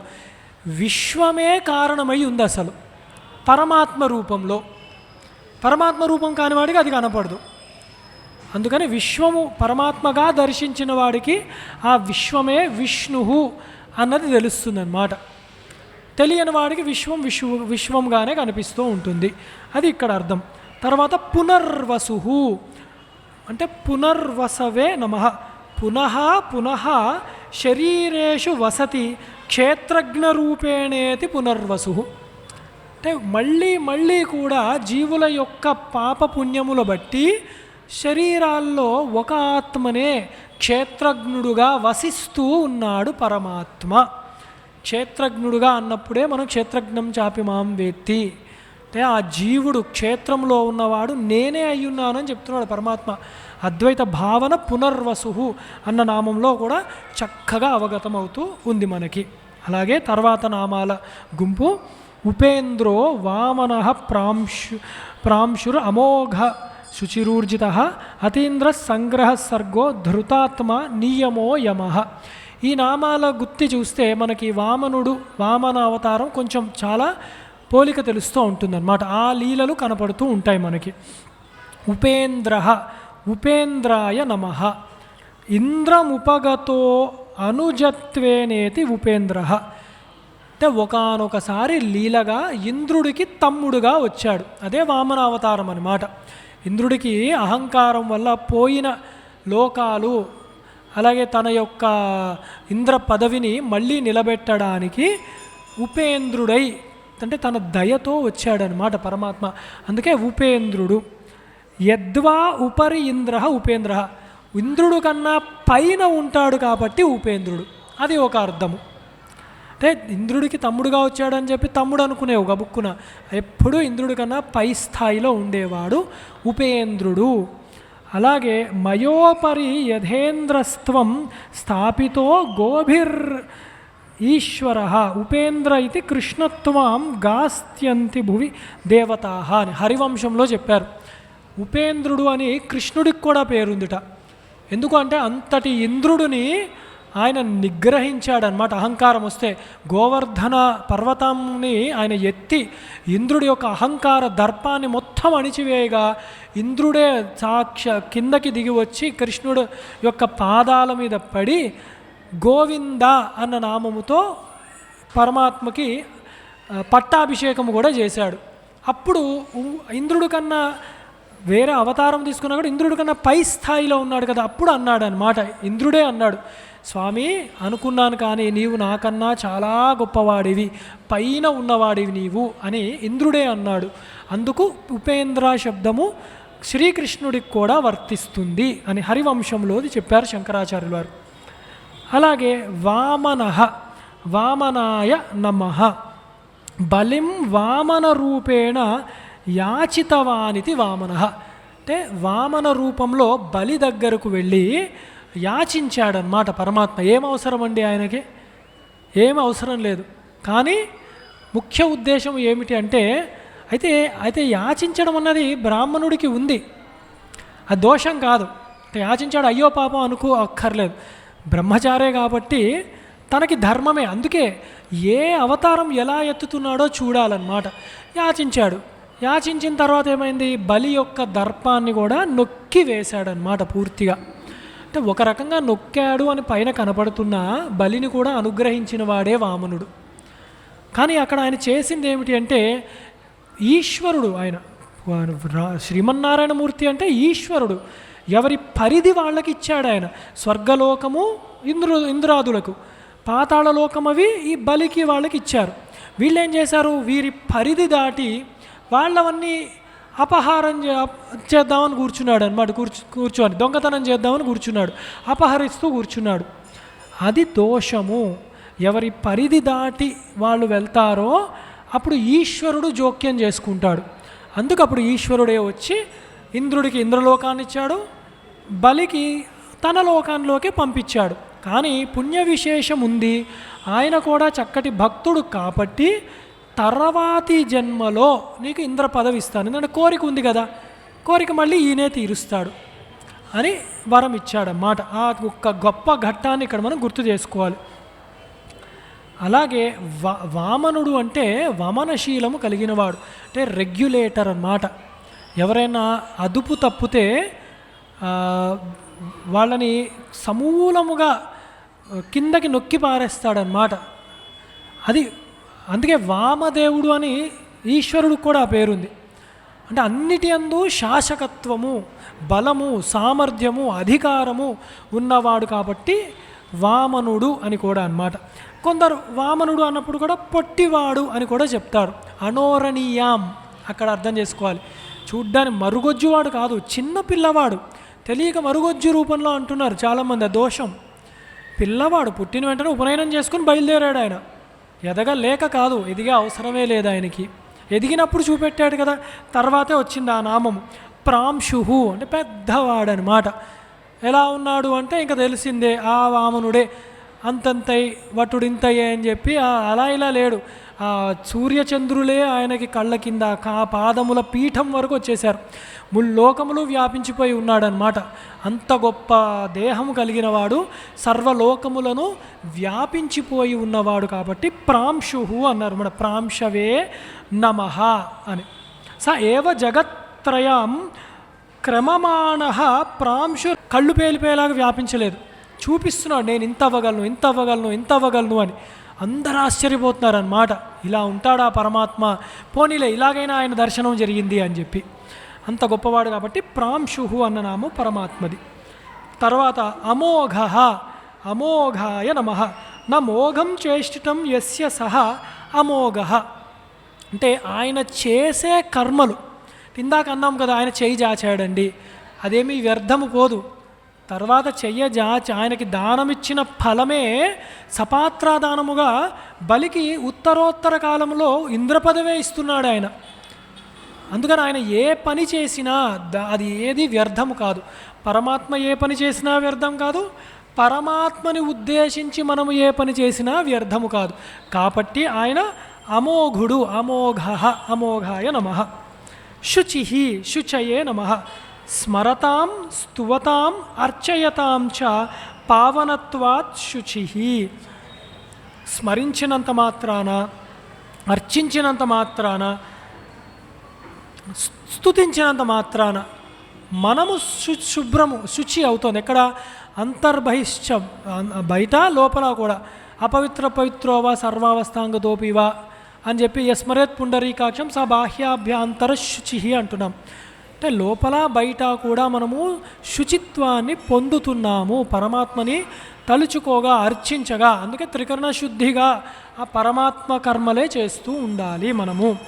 ఇక్కడ కమలాక్షుని అర్చించు కర్ములు అన్నది జ్ఞాపకం తెచ్చుకుంటే సరిపోతుంది మనకి. అలాగే ఊర్జిత అంటే ఊర్జితాయ నమః. బల ప్రకర్షశాలిత్వాత్ ఊర్జిత, చాలా గొప్పవాడనమాట.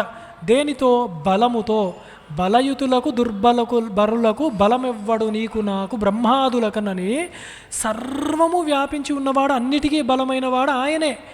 ఇంత అంతా కాదు, ఒక ఘట్టము. ఈ బలియే రామాయణంలో ఉంటుంది, పాతాళలోకంలో ఉంటాడు. ఈ రావణాసురుడికి ఉన్న చోట ఉండడు, పోయి వీళ్ళని పట్టుకోవడం, వాళ్ళని పట్టుకోవడం, ఈ వ్యవహారం చేస్తూ ఉంటాడు. అందుకని వాడు ఒకానొక సందర్భంలో ఏం చేశాడంటే, ఏదో ఒకటి అందరం కలిసి దండయాత్ర చేయాలి, ఒకటికి చేత కాదు. అందుకని ఏం చేస్తాడంటే వీళ్ళతో సంఘము, వాళ్ళతో సంఘము. అలా వీడు ఏం చేశాడంటే ఒకసారి పాతాళ లోకంలోకి పోయి బలి చక్రవర్తి దగ్గరికి వెళ్ళాడు. వెళ్ళి తాత చాలా గొప్పవాడివి నువ్వు, ఎప్పుడో నారసింహ అవతారం నుంచి ఉన్నవాడివి కదా నువ్వు, మనం రాక్షసులము, విష్ణుభక్తి అంటావేంటి నువ్వు, నాకు అర్థం కాదు, ఇది ఎక్కడ గొడవ, రాక్షసులం మనము అని, పద మనందరం కలిసి యుద్ధానికి వెళ్దాము అని. ఎవరితో బాబు అన్నాడు. శ్రీమన్నారాయణుడు, ఆయనే కదా మనకందరికీ కామన్ ఎనిమి అన్నాడు. సరే అంత బలం ఉందా నీకు అన్నాడు. బోల్డ్ బలం ఉంది అన్నాడు.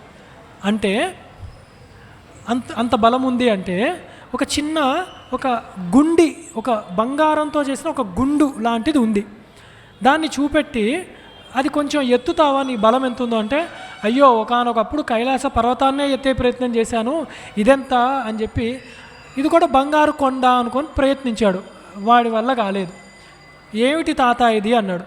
అప్పట్లో నారసింహ అవతారం ఎత్తినప్పుడు హిరణ్యకశిపుడిని చీల్చి చెండాడినప్పుడు హిరణ్యకశిపుడి యొక్క చెవి దుద్ది గుండు పడింది. అది దాన్ని అంటే నరసింహస్వామి ఈ గుండునే నువ్వు ఎత్తలేకపోతున్నావే, ఇంకా స్వామి రూపాన్ని ఆలోచించగలవా, ఆయన బలాన్ని ఆలోచించగలవా, నువ్వు చీల్చి చెండాడాడయ్యా హిరణ్యకశిపుణ్ణి, వెళ్ళి పని చూసుకో, మాకు లేని ద్వేషం నువ్వెందుకు వచ్చి పెడతావు మధ్యలో, నీ పని నువ్వు చూసుకో అని చెప్పి వెనక్కి తోశాడనమాట బలి. అంత గొప్పవాడు అన్నమాట శ్రీ మహావిష్ణువు అంటే. అందుకని ఊర్జిత, అంత గొప్ప బలము కలిగినవాడు. అలాగే అతీంద్రాయ నమః. అతీత్యేంద్రం స్థితో జ్ఞానైశ్వర్యాదిభి. అంటే జ్ఞానము ఐశ్వర్యములుగా చూస్తే ఇంద్రుణ్ణి మించిపోయినవాడు, ఇంద్రుణ్ణి మించిపోయిన జ్ఞానము ఐశ్వర్యం ఉన్నవాడు కాబట్టి అతీంద్రుడు. స్వభావస్థితైరితి అతీంద్రియ అన్నారు. ఇది మళ్ళీ ఎక్కడో తెచ్చిపెట్టుకున్నది కాదు, స్వభావముగా స్వామికి ఉందయ్యా అతీంద్రుడు, అతీంద్రియ అన్నమాట ఇది. అలాగే సంగ్రహాయ నమః. సర్వేషాం ప్రతి సంహారాత్ సంగ్రహ. అందరినీ సంహారము చేసేవాడు కాబట్టి సంగ్రహుడు అని చెప్తున్నారు. సర్గాయ నమః. సర్గము అంటే సృష్టి అని చెప్పుకున్నాంగా ఇందాకే. సృజ్య రూపతయా సర్గహేతుత్వాద్వా సర్గ. అంటే సృష్టి చేసేవాడు కాబట్టి సర్గ అంటే సృష్టి రూపంలో ఉన్నది ఆయనే. అంటే ఆయన కార్యము వేరే కాదు, సృష్టి ఆయనే. అందుకే తల్లులకు ఎందుకు నమస్కారం చేస్తాము, వారు కూడా ఉత్పత్తి చేస్తున్నారు సృష్టి రూపము, అంటే ఆ జగన్మాత స్వరూపంగానే నమస్కారం చేసుకుంటున్నాం మనం. అందుకు సర్గ ఆయనకి వర్తిస్తుంది. అలాగే ధృతాత్మనే నమః. ఏకరూపేణ జన్మాదిరహితతయా ధృత ఆత్మయేన స ధృతాత్మ. ఇన్ని అవతారాలు ఎత్తుతున్నాడు, ఇన్ని లోకాల్లో కనపడుతున్నాడు, ఇన్ని లీలలు చేస్తున్నాడు, కానీ ఏకాత్మ రూపేణ అన్నారు. ఒకటే రూపంతో ఉంటాడు పరమాత్మ. జన్మాది రహిత, ఆయన పుట్టుకే లేదు. ఏకాత్మ రూపేణ జన్మాదిరహితయా ధృత ఆత్మయేన. అయినా కూడా ఆయన సంభవామి యుగే యుగే అని వస్తున్నాడు, కానీ ఎప్పుడూ ఒక రూపమే. అందుకే ఈశ్వరుల రూపాలలో భేద దృష్టి పనికిరాదు, ఒక దేవుడే ఎప్పుడూ ఉన్నది. రెండో రూపం కనపడితే రెండో రూపంతో తన్నులు తింటారన్నమాట వీళ్ళు. అందుకే భేదద్భావన ఉండదు. అప్పుడు మళ్ళీ ఈ దేవుని పూజాను, ఇప్పుడు నన్ను ఈ దేవుడు కొడతాడేమో ఇటు పోవడం, మళ్ళీ ఈ దేవుడు ఇటు కొడతాడేమో అటు పోవడం, ఇది ఉండదు. ఈశ్వరుడికి ఒక నియమం ఉంది, ఏ రూపముతో అనుగ్రహిస్తాడో ఆ రూపంతో ఆయన వాడిని చెనకడు. అందుకే అప్పుడప్పుడు శివుడు అనుగ్రహిస్తాడు కొందరిని, నారాయణుడు సంహరిస్తాడు వాడిని. నారాయణ భక్తుడై ఉంటాడు దక్షుడు లాంటివాడు, వాణ్ణి వీరభద్రుడు సంహరిస్తూ ఉంటాడు. ఎందుకు అంటే అదే రూపముతో చెనకరు పరమాత్మ, వాళ్ళ తత్వము ఒకటే, రూపములు వేరు. అందుకు ఏకాత్మ ధృతాత్మ ఆయన. నియమాయ నమః. స్వేష్వధికారేషు ప్రజా నియమమితి నియమ. ఎవరి ధర్మములలో వాళ్ళని వాళ్ళ పదవుల్లో ఉంచుతాడు కాబట్టి నియమిస్తాడు. ఎక్కడ? బ్రహ్మాది స్తంభ పర్యంతము కూడా ఆయనే నియమిస్తాడు అందరినీ. ఆయనకి ఏది ఎవరికి ఇవ్వాలో ఇస్తాడు కాబట్టి నియముడు ఆయన. అందుకే నియమాయ నమః అని ఆయన్నే నమస్కారం చేసుకుంటూ ఉంటాం మనం. అలాగే యమాయ నమః. యమః అంటే యముడు కాదు, యమహ బైక్ కూడా కాదు, యమము చేసేవాడు అన్నమాట, నిగ్రహించేవాడు ఆయన. అంటే అందరి హృదయములో ఉండి నిగ్రహిస్తూ ఉంటాడు, నియంత్రిస్తూ ఉంటాడు. అంతర్యచ్చతీతి యమః. ఆ చిత్తంలో అంతరముగా ఉండి నియమిస్తూ ఉంటాడు కాబట్టి యమః అన్న నామము ఆయనకు వస్తుంది. యముడు కూడా అదే చేస్తాడు, పాపాలు చేసిన వాడిని యమము అంటే వాడిని మళ్ళీ కంట్రోల్లోకి తెస్తూ ఉంటాడు అన్నమాట. ఆయన నియమించాడు కాబట్టి యమము చేస్తూ ఉంటాడు. యోగాసనాలు, యోగము పరిచయం ఉన్నవాళ్ళు మొట్టమొదట అవే యమ నియమాసన ప్రాణాయామములే చేస్తూ ఉంటారు. ముందు ఆ నిగ్రహ శక్తి ఉండాలి. ఆ నిగ్రహ శక్తి లేదండి అంటే ఈశ్వరుడు అనుగ్రహం లేదు. ఆయన్నే దండం పెట్టుకోండి. ఆయన యమ రూపంలో ఆయనే ఉన్నాడు. అందుకని మనం ఆయన్నే నమస్కారం చేస్తూ ఉన్నాము. అలాగే వేద్యో వైద్య సదాయోగి వీర మాధవో మధు అతీంద్రియో మహామాయో మహోత్సాహో మహాబల. ఇవాళకి ఇవి ఆఖరి నామాల గుర్తి, ఇది చిన్నవే. ఇవి ఏమిటి అంటే వేద, మళ్ళీ ఇంకోసారి వచ్చింది వేద శబ్దం అంటే వేద్యాయ నమః నిశ్రేయసార్థిభి వేదనార్చితముగా శ్రేయస్సు అని. ఏమిటది? మోక్ష మార్గమే. అది దాన్ని బట్టే అక్కడ ఉండే వాళ్ళకి మాత్రమే తెలిసేవాడు, అది ఆయన ద్వారానే తెలుస్తుంది. కాబట్టి వేద్య అన్న నామమానికి ఆయనకి. తర్వాత వైద్యాయ నమః సర్వ విద్యానాం వేదితృత్వాత్ వైద్య. అన్ని విద్యలలో కూడా తెలియబడేవాడు ఎవరు అంటే శ్రీ మహావిష్ణువే. అందుకని వైద్య అన్న నామం ఆయనకి వర్తిస్తుంది. తర్వాత సదాయోగి అంటే సదాయోగినే నమః ఆవిర్భూత స్వరూపత్వాత్ సదాయోగి. ఆయన ఆవిర్భవిస్తున్నాడు, కానీ ఎలాగా? సంభవామి ఆత్మమాయయా. యోగి ఆయన శరీరానికి అంటి లేడు, ఎప్పుడూ శరీరం లేదు ఆయనకి. అందుకని శరీరము తీసుకున్నట్లు కనపడినా సదా ఎల్లప్పుడూ యోగియే అయ్యున్నాడు. మనం శరీర తాదాత్మ్యం ఉంది కాబట్టి కర్మయోగాన్ని చేస్తూ బుద్ధియోగాన్ని అవలంబించుకుంటూ కర్మ సన్యాసాన్ని మనసుతో కర్మను సన్యాసించి జ్ఞానాన్ని ఆర్జించి అప్పుడు యోగారూఢ స్థితిని పొందుతున్నాం. అదే భగవద్గీత చెప్తోంది మనకి. ఇది సహజముగానే ఆయనలో యోగా అవస్థ ఉన్నది. సదా యోగి ఆయన. వీరహ అని, వీరహ అన్నది విసర్గలు కావు, వీరహ. అది హా అని ఎప్పుడు వచ్చినా కూడా హననము అని గుర్తుపెట్టుకోవాలి. అంటే వీరఘ్నేయ నమః ధర్మత్రాణాయ వీరాన్ అసురాన్ హంతీతి వీరః. ధర్మ మార్గములో తప్పిపోయిన అసురులు ఎవరుంటారో అంటే అధర్మములో ఉన్నవాళ్ళు, ధర్మ మార్గము నుండి తప్పిపోయిన వాళ్ళు అసురులు, వారిని హననము చేసేవాడు అంటే బాధ పెట్టేవాడు, కష్టపెట్టేవాడు, సంహరించేవాడు. కాబట్టి వీరహ అన్న నామము పరమాత్మకి చెప్పబడి ఉంది. అలాగే మాధవ అంటే మాధవాయ నమః. మా అంటే సర్వ విద్యలు చెప్పబడ్డాయి, ధవ అంటే పతి, సర్వ విద్యలకు పతి కాబట్టి మాధవుడు పరమాత్మ. అలాగే మధువే నమః, మాధవే నమః. మధు శబ్దంతో ఇక్కడ తేనె అనుకోవచ్చు. అయితే భాష్యకారులు చమత్కారంగా ఏం రాశారంటే యథా మధు పరాం ప్రీతిం ఉత్వాదయతి అయమసి తథేతి మధు. అంటే మధుపానము ఎక్కువగా చేసిన వారు ఎలా ఉంటారు అంటే ఉన్మత్తులైపోయి ఉంటారు. అలాగ పరమాత్మ యొక్క నామస్మరణ చేసిన వాడు ఉన్మత్తుడైపోయి ఉంటాడు. అందుకని అంత అంటే రసోవై సహ అని వేదం చెప్తోంది. అంటే ఆ పరమాత్మ ఆనంద రసమే మనకి అబ్బుతుంది కాబట్టి ఆ మధు అన్న శబ్దంతో కూడా ఆయన్నే చెప్పబడుతుంది. తర్వాత అతీంద్రియాయ నమః అశబ్దమస్పర్శం అని చెప్పి ఇంద్రియాలకు శబ్దములకు కూడా అంటే ఏ ఇంద్రియములకి కూడా గోచరుడు కాడు కాబట్టి ఇంద్రియాతీతుడు కాబట్టి అతీంద్రియుడు ఆయన. అలాగే మహామాయాయ నమః మాయనంతు తరంతితే అని, అన్ని మాయల కన్నా విష్ణుమాయ గొప్పది, ఆయనే మాయాస్వరూపుడు. అందుకని మాయావీనామసి మాయాకారిత్వాత్ మహామాయ, అన్ని మాయగాళ్ళ కన్నా గొప్ప మాయ. రాక్షసులందరూ మేము గొప్పగా మోసం చేశామే అనుకుంటారు, వాళ్ళని కూడా మోహం చేసేవాడు. జ్ఞానినామపి చేతాంసి అని చదువుతాం కదా మనం, జ్ఞానినామపి చేతాంసి అని చదువుతాం మనం అమ్మవారిని చదివేటప్పుడు, మహామాయా ప్రేచ్ఛసి అని. ఎందుకు అంటే ఇదే మహామాయ విష్ణుమాయనే కాబట్టి. దేవి భగవతి హిస అని చదువుతాం మనం. అలాగే మహోత్సాహ, ఎప్పుడూ ఉత్సాహంగా ఉంటాడు. ఏ కార్యంలో? సృష్టి స్థితి లయలు ఆయన పనే అది. కానీ చక్కగా సృష్టి స్థితి లయ కార్యంలో ఉత్సాహంగా ఉంటాడు. అబ్బా మళ్ళీ సృష్టి చేయాలా అని అనుకోడు, నిత్యము ఉత్సాహముతో ఉంటాడు కాబట్టి మహోత్సాహుడు. జగదుత్పత్తి స్థితి లయార్థ మధుకత్వాత్ ఆయన ఉత్సాహుడు. అలాగే ఆఖరి నామం ఇవాళకి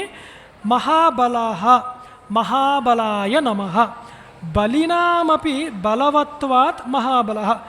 ఇందాకే చెప్పాం బలయుతులకు దుర్బలులకు బలమివ్వడు. అంటే బలము కలిగిన వాడు అనుకుంటే వాడికన్నా గొప్పవాడు, సకల బలములకి నిలయమైన వాడు ఆ పరమాత్మ. కాబట్టి మహాబలుడు అయిన మహాబలేశ్వరు అని శివుడికి ఒక నామం, అది అర్థం చేసుకోవాలి అభేదము అని చెప్తూ ఇవాళకి ఈ నామములు. రేపు మిగతా కొన్ని చూద్దాము. ఒక్కసారి భగవన్ నామస్మరణ చేసి అప్పుడు మనం స్వస్తి చెప్పుకుందాము. శ్రీరామ జయ రామ జయ జయ రామ, శ్రీరామ జయ రామ జయ జయ రామ,